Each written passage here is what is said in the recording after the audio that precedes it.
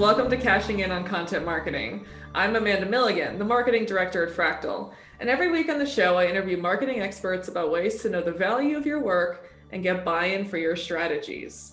This week we're exploring how to improve your conversion content with the fantastic marketing strategist and founder of the digital marketing agency Media Volery, Zontee Hou. Welcome to the show, Zontee. Really happy to be here, Amanda.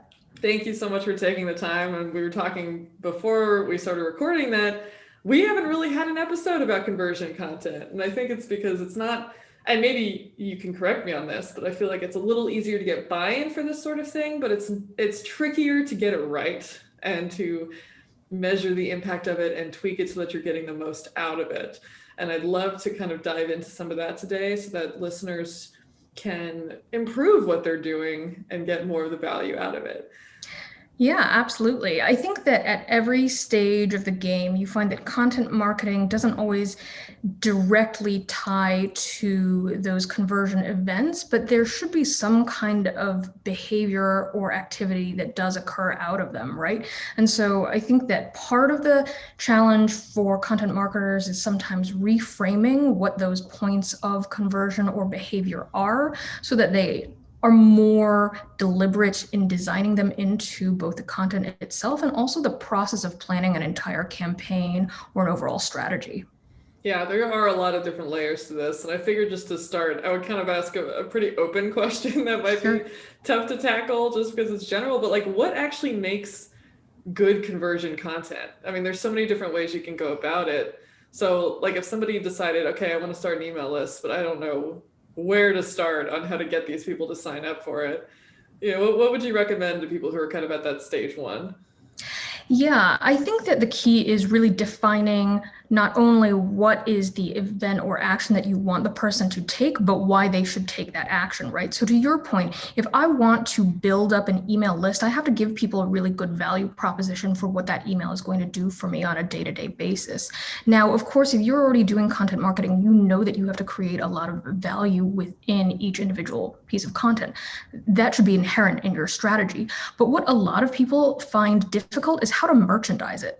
I work with so many clients across different verticals, tech and software, even architecture or engineering, where they know that the content that they are creating provides value when it is in the hands of the person who uses it, but they don't know how to tell that story to someone of why should they stick around to continue to get more of it. That's the piece that I think that we struggle with when it comes to something like email marketing. So you have to merchandise to the audience really clearly. Why should you sign up? What are you going to get out of it? And make that a really simple call to action, and then put that in the places where they are going to convert. So you're going to see that as a key message on your website, maybe with a ribbon or some kind of pop-up. But you'll find that, for instance, with marketing agencies like yours or mine, there are some who are actually doing it through paid social or paid ads, putting it in front of the right audiences and giving them that really compelling reason to sign up for their content. If you're not thinking through how to make that really obvious in the first 3 seconds, then you're not doing it right. My favorite example of a great newsletter that I think has been merchandised really well is from the New York Times. They have a newsletter dedicated to running content.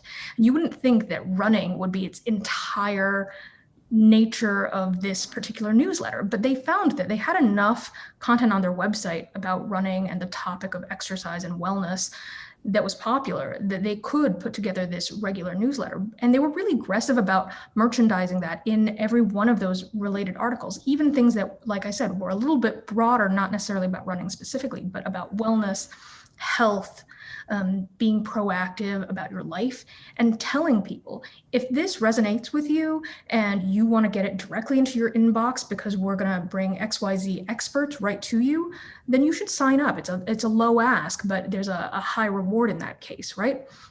So I think it's, again, storytelling around the value of the content. That makes a lot of sense. So it sounds like there's kind of two parts to this. Are you going to create something new to try to draw them in? Are you going to build a landing page for this? Whatever, a specific piece of content, but also going back and auditing kind of everything that you already have on your site that's relevant to it and making sure that you're including those relevant CTAs in there so that they have that next step of the journey. You're absolutely correct, Amanda. I think that people often forget that they will already have a large bank of evergreen or pre-existing content that presents a huge opportunity for merchandising these calls to action. This is true not only for something like an email newsletter sign up or building a list, but pretty much any kind of conversion event that you can think of. There are going to be examples of this pre-existing content that you have at your disposal that you should be optimizing. And I think that that is often overlooked because, quite frankly, marketers, like most of us in the world, are attracted to new and shiny things. And I always tell people we get tired of our marketing before other people do. And that's silly, right? Because for the vast majority of our audience, it's brand new. And you know as well as I do, the vast majority of most agencies, especially their uh, audiences, are actually being driven by SEO. And so if someone's coming and exploring your content, they're often doing it fresh. There's no reason you couldn't take a blog post or an ebook from a couple of years ago and refresh it with one of these calls to action. Absolutely. So I wanted to get your thoughts on this debate that I see sometimes on Twitter and elsewhere about gated content. So email list is a little less relevant just because they're directly signing up for something that they know will give them value. But oh, we have an ebook, we have this resource, we need your email. And people go back and forth about whether that's worth doing or if you just give it away for free. What is your take on that? Absolutely. I think that this really depends on your business model and your goals, right? So, for instance, one of our former clients is the awesome marketing website, Marketing Profs. For them, almost every piece of their content is semi-gated because their goal is to get you to sign up for additional content, and even a free membership will give that to you. So they're really trying to push that message of sign up so that you can get access to this for free, but we have your email address and we can send you more. In their particular case, again, that list building is so important to them, and the ask is very low. And so there's a good match of value for them and their audience. In that case, that gating makes sense. But if you are an organization like my friends at Content Marketing World, where they have for years and years and years published a B2B and a B2C benchmarks report, and their goal is to get that data out there because it's about thought leadership, they're not gating that content because they want it in the hands of as many people as possible, because the value there isn't in building their list or getting your contact information. In the majority of cases, they know that people who are interested in their content will eventually sign up for something of value on their website. What they want is the thought leadership and their name brand out there in the hands of as many people within the marketing space as possible. So there's no value in them gating that content, right? They just want you to have it and enjoy. And you'll see that again in other industries like financial services from brands like TD Investing, for instance. A lot of the reporting that they're doing is just available for download. The goal is not necessarily about collecting information. And so you have to ask yourself, is the audience who is going to be reading this content somebody whose contact information I need? And if so, what am I going to do with that information?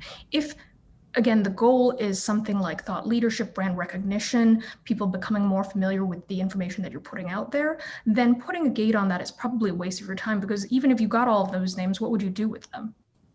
Yeah, I love that answer. I think a lot of people they get scared not to. They're like, oh, we have to capture everything, just gate it, and we'll collect their emails and do something with it later. That's a great point, that it always has to go back to what your intention is with why you created this in the first place. Yeah, absolutely. And I think that the reason that people get hung up on collecting the information is because we know now more than ever that we have really measurable information, right? And again, that can be valuable for your business, but only if you are segmenting it towards people who are of high value. I always refer to this case study a couple of years ago. The agency has since been bought out, but they had published a great case study about how they reviewed their own data of people who had actually become clients and realized that the vast majority of them did not come through their content. The content was great for building thought leadership, but it wasn't what actually drove people to necessarily become clients. And because they realized that there was this really strong decoupling of these two groups of people, the people who were coming in for content tended to be really early in their cycle, and again, it was driven by thought leadership, they actually ungated the vast majority of their content because they realized they didn't want those names or need them anyway. Yeah, that's a really good example, like, of somebody realizing that and making a decision based on those insights. When you're looking at content, no matter what kind of conversion content we're talking about, how do people get a sense of if it's going well? Like, what is, and you see those questions all the time, like, what's a good conversion rate? What's a good open rate? All benchmarks people are striving to get. I know you really have to just build on your own, just progress for yourself, but how do people know, like, okay, this is the thing that I should focus on optimizing right now as opposed to this other thing? Yeah, absolutely. I think that you're exactly right that the best organization that you can learn from is yourself. I always tell people to benchmark against yourself and then try to improve those numbers over time. But in terms of how do you know which numbers are important? Again, I think you have to go back to the goals, right? If it is important to your business strategy to build a list, and that is really key to you, then you need to put more energy into optimizing the opt-ins to that list and the behaviors within that list. That's both open rate as well as click-through rate, as well as surveys for qualitative and quantitative behaviors, right? So our largest client and partner is Convince and Convert, which is the consultancy started by Jay Baer. And for them, their media business, which is convinceandconvert.com, the blog, the podcasts and video content that they produce, which is sponsored in many cases, they are very focused on this idea of list building, right? Within that behavior, they are looking for ways to optimize those opt-ins from different places within the website, but again, also looking at the quality of that list. If they find that they get a lot of unsubs because they've made some changes to the subscription process, then they know what they're actually getting is a lot of people who are underqualified for their list, and it's not working in the ways that they're looking for. So the thing that I think you have to keep in mind is it's an ecosystem. It's not one single number, it's figuring out, are all of these numbers in tandem giving us the results that we need in order to produce better business results? If we're not doing that, then we're actually hurting ourselves in some other way. Again, don't look to chase one single metric for the benefit of that one single metric, because it might be at the detriment of other behaviors. Yeah, that's a great example of that too. Instead of just looking at the subscriber number that you have, actually seeing what the unsubscribing rates are when you make different changes. That's a great point. And I think that's something that people might overlook just in pursuit of a higher volume of people that they're reaching. Are there any other examples of those types of metrics that people should be paying attention to that maybe go overlooked a lot? Yeah, I think that as we were talking about before with this example of an organization where they ungated their content, marketing qualified leads and sales qualified leads are really important, right? Ultimately, the vast majority of us are selling some kind of product or service. What we need to know is the audience who is coming to the table actually making purchases? For a small business client of ours in the craft space, what we saw was that certain channels, such as Facebook, drove a lot of traffic and still drives a lot of traffic to their website. And there's a lot of content consumption, but the people who are coming from that channel tend not to actually behave in a way that they're buying anything from this company, right? What they're doing is they're just looking for the freebies and then they're leaving.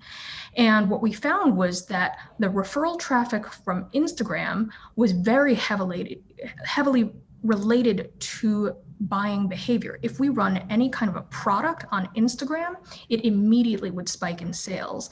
And so we were able to really see where we would focus more of our energies with those channels and really think about how we could tweak our advertising behaviors, our behaviors around promotions of products, and even where we ran certain kinds of contests and special content for these different channels, because we knew that one channel was going to drive much more value for the company than the other. So I think that you are constantly having to look at how you can provide value to the company or your brand, right? Again, having a big audience is not valuable unless you are selling that audience. If you're not selling that audience and you have to sell products or services, then you really have to look at what are the most valuable kinds of behaviors that happen within your audience. Based on this conversation, is there ever a situation in which top of the funnel content should have like a pretty direct call to action rather than trying to move people through the funnel? Like, is there ever a time where that kind of strategy makes sense? Absolutely. I think that people forget that the funnel length and time frame really depends on the investment for the consumer. And that's oftentimes investment relative to other things within that category, but also in terms of real dollars, right? For instance, we have a client that is an architect. Hiring an architect is a tens and tens of thousands of dollars investment, and usually means that you are spending upwards of $100,000 on a project for your home or your business, right? Selecting an architect is a very long life cycle process. You're not just going to hire somebody based on the first blog post that you read, because quite frankly, you have to know that it's a fit. So they are looking at an investment in quite a lot of content that is focused at many different stages of the funnel, because you have to build that trust, the reputation, the fit, the experience, et cetera, et cetera. Whereas for some of our clients, like I mentioned my craft client earlier, the purchase behavior might be around something that's less than $15. For something that's $15, your audience doesn't need a really huge amount of trust in order to select the thing.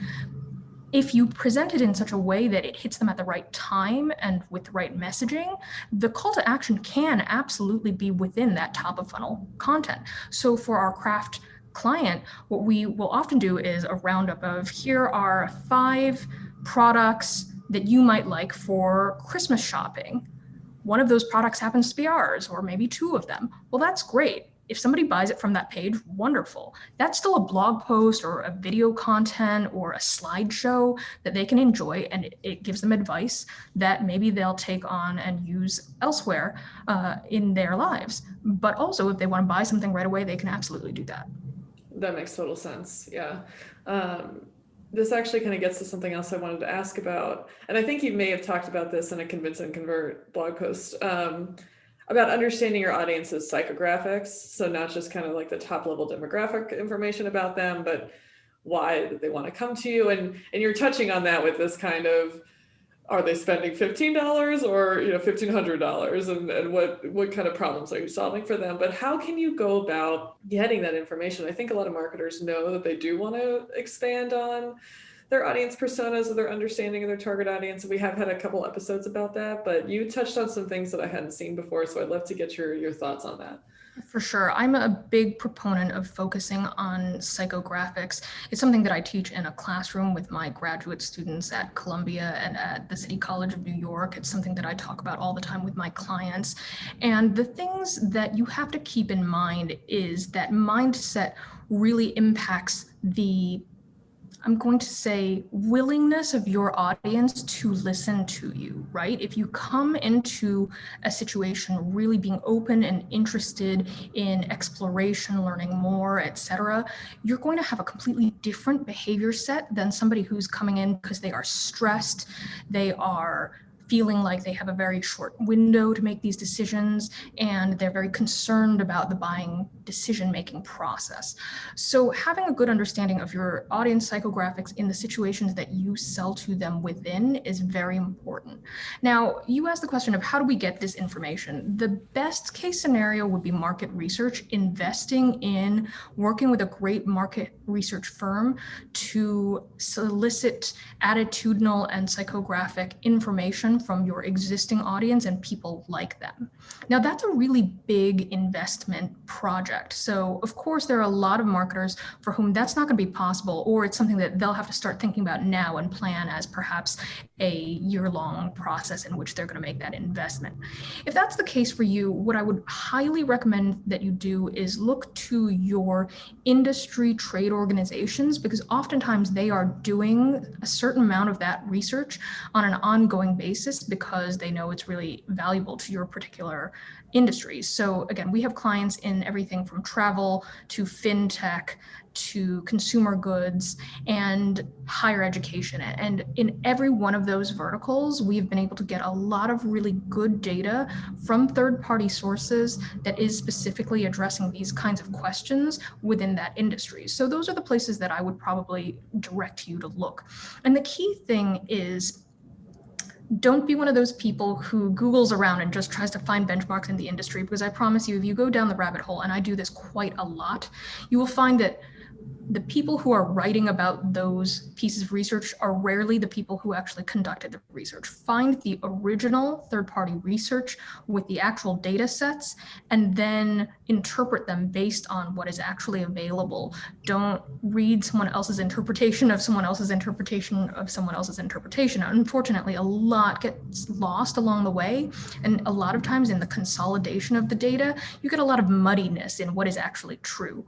But again, if you find the original resources, you can do a lot of really interesting things. And in some cases, like I mentioned, we have worked with travel clients, with clients in certain industries, you'll find that there's really great data sets. For instance, when we were working with a client within the city of Las Vegas, the Las Vegas trade organizations for the region had actually done quite a lot of this research on an ongoing basis. So we had benchmarks for several years.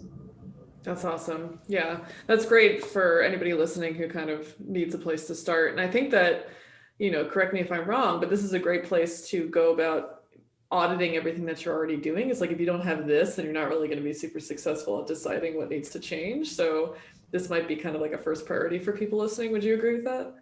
Yeah, I definitely think that having a really strong understanding of your audience is very important. We do a lot of persona work with a lot of our clients, and again, that's based on a lot of research.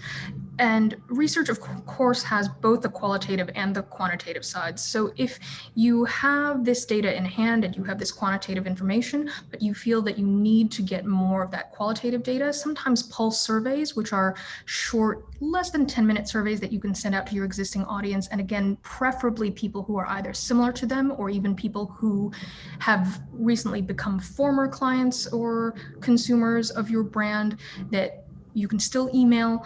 If you can send them a short survey and find out more about their behaviors, their expectations, their needs and wants, and even their watering holes where they actually spend time learning about your particular product or service, that can be really helpful in filling those gaps as well. One of our small business clients is a co-working group in Brooklyn, New York, and they have a couple of locations, and we have been conducting an annual survey on their behalf that is one of these less than 10-minute surveys asking about some of these specific questions. It not only helps us from an understanding of their audience and the changing needs of this audience, but it also becomes part of our marketing story that we can use in not only our content, but also our paid promotions. For instance, 98% of their members in our 2019 survey said that they would recommend the space to someone else. That's a very powerful number. That becomes a really powerful part of our arsenal when it comes to marketing. And that's something that we learned from this survey. But then, of course, we got all of the nuance about the whys and the hows, et cetera. How can somebody, if they're looking at their personas now or trying to decide if they have enough information, what is the information that they need to have to make sure that it's robust enough? Like, what are the things you think people are often missing? What types of questions or answers? Yeah, absolutely. I think that oftentimes when people create personas on their own and they've not done this work before, a lot of it is very anecdotally driven, and it is very driven by, we know our customers, we've had conversations with them over the last 10, 15 years, we know exactly what they want. But that's often extremely biased based on, first of all, self-selection, right? The people who tend to have selected you up to this point are not necessarily the people who are going to select you in the future. And it tends to be very colored by our own experiences of our customers, which often tends to be when they either need something or something goes wrong. And therefore, it misses a lot of the process steps for that customer. That's why ideally a third-party piece of research or a survey that allows you to really audit all of the steps of the customer journey can be really valuable, because the issue isn't just how do each of these steps go for the customer, at what points are they needing different kinds of help, but also what else is in their consideration set out there that you may not know about when they are not in contact with you. And so I think that when you're formulating those questions, you want to look, again, beyond all of the touch points that you experience day to day, to all the touch points that they need with your product or service.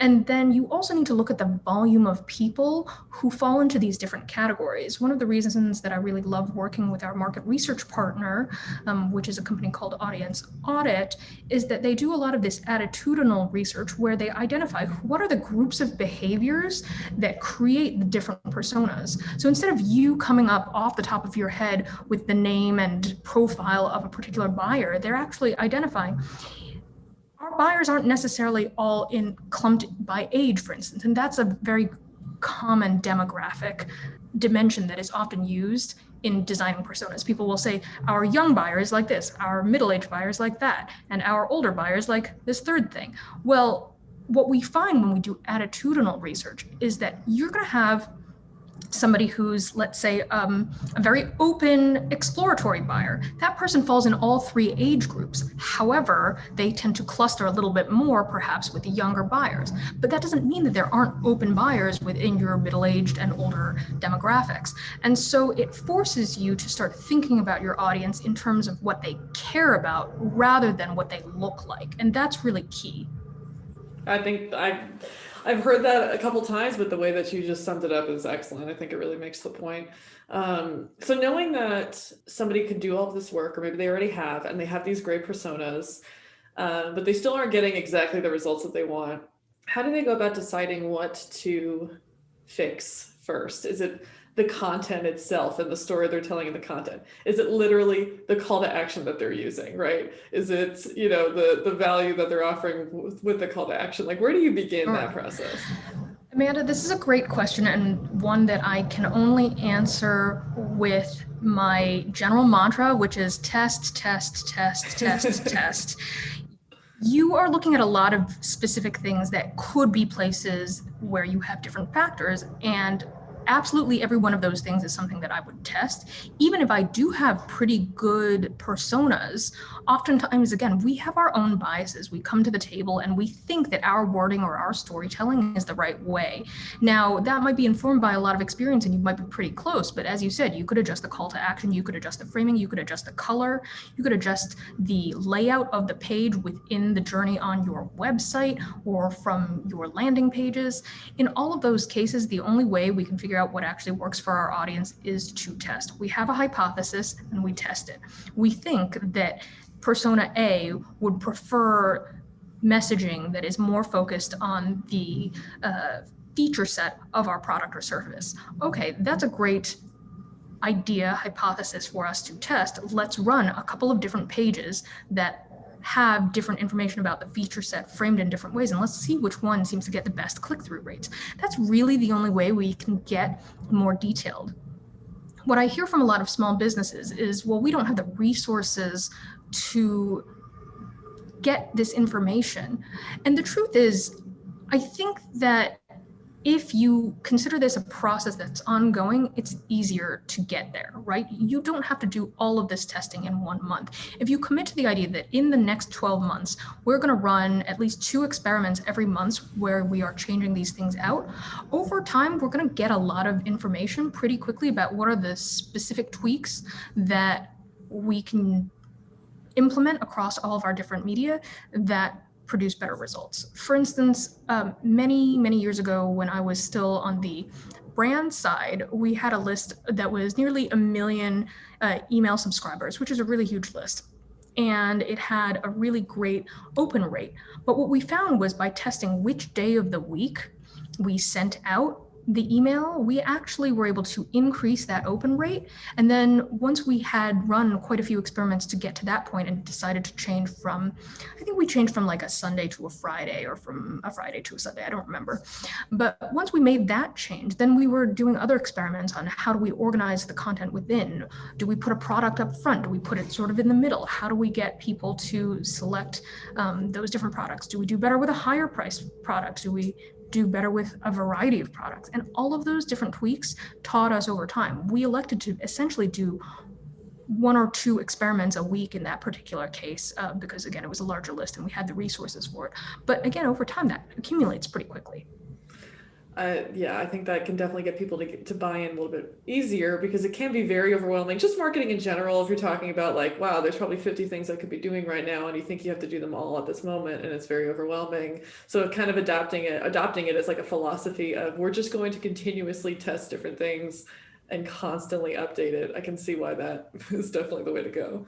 For sure. And I think that doing it as a fundamentally structured process is also really helpful because, you were talking a little bit about how do we get buy-in from our supervisors, from their supervisors, et cetera. If you can show them this is the schedule of different things that we're going to be testing over the next 6, 8, 10, 12 weeks, and these are the things that we're going to be looking for from a numbers perspective, and this is what we hope to learn, and therefore what that could actually spell for us in the future, and then connect that with, again, your business results, then I think that it's actually pretty easy to get buy-in. Because if you can show them that a 10% lift in the number of people who are clicking through from your emails would result in XYZ number of dollars spent, then it's pretty apparent to them that they could be making a lot more money if they just give you the time and the space and the tools to do these experiments. Right. That's the ideal situation. As we approach the end of the episode, I've been asking everybody that I interview in 2021 something that's completely, actually, I won't even say completely unrelated, but unrelated to the core topic, which is about creativity. I've been asking people how, especially after like the year that we've had and how tough things have been, how have you been managing to kind of think creatively or think quote unquote outside the box? I hate using that phrase, but to keep yourself like energized and thinking differently. That's a really interesting question, and I can certainly see that a lot of people are very burnt out during this time. Actually, since the beginning of January, one of my colleagues has started this group where twice a week we meet for an hour on Zoom, and we just do 2 to 3 Pomodoro cycles. So 25 minutes of head down work, 5 minutes for a quick chit chat break. And again, we meet twice a week, and we use that time to do more creative, open, deep thinking projects. And I have found it to be extremely revitalizing because it gives me a set amount of time in which I know that I have the space, the whiteboard space, to concentrate on these kinds of creative but also deep thinking projects. I turn off my messengers, I turn off my email, I don't check other things. This is just the amount of time that I have. And I think that it's all about giving structure to your creativity. It's too much pressure. Listen, in my work, when you run an agency and when you are heading up teams of strategists, everybody's coming to you for the answers all of the time. If it were up to me to get most of my work done without some structure, I would never have an opportunity because people are bothering me all day with questions, and I owe them that responsibility, and I'm speaking to clients the vast majority of my time. But giving myself these couple of white boxes within my schedule has allowed me to say, this is my dedicated time specifically for this action of being more creative and doing this deep thinking. And I think that that's been really helpful to me. The other piece of it that I think has been really helpful is if you have not heard of the book When by Daniel Pink, I would highly recommend it. I'm in the middle of reading it right now, but I've been a big fan of Daniel Pink for a long time. He's written a lot of books about the behavioral economics and psychological impacts of all of these different behaviors in your life. And When is all about timing. The fact that we have a circadian rhythm and understanding what are the best times to be creative specifically for you, I think is such a helpful activity, because for me, it helped me realize that I can't do creative things in the afternoon, early afternoon, after lunch. If I try to do those kinds of activities, I will just spin and spin and spin, and I won't get anything done. So understanding what are the best hours and times for me has also been really valuable. I love both of those suggestions. I feel like I need to talk to my team about the first and buy that book because I was thinking about that recently. I keep trying to want to be a morning person. I just don't know if it's going, not just because I hate mornings, but I was like, oh, I'll write in the morning, but I just can't. That's not where my brain is at that time. And it's hard to just force that. That's exactly right. And I think recognizing that there's certain kinds of tasks that you're going to be better at different times of day, I think gives you the permission and the grace to forgive yourself for not being as productive. Because yeah, I'm also not really a morning person, but it helped me realize these are the specific time periods that I can use for analytical tasks versus rote tasks versus creative tasks. And that just got me thinking differently about how I live my life every day. I love that. Thank you for sharing that. So knowing that the objective of this show is to help people understand the value of their content and get buy-in for it, who would you recommend to be guests on future episodes? Oh my gosh, great question. I know that you've already had some of my wonderful friends and colleagues on the show. Like I love Neen James, I love Pam Didner.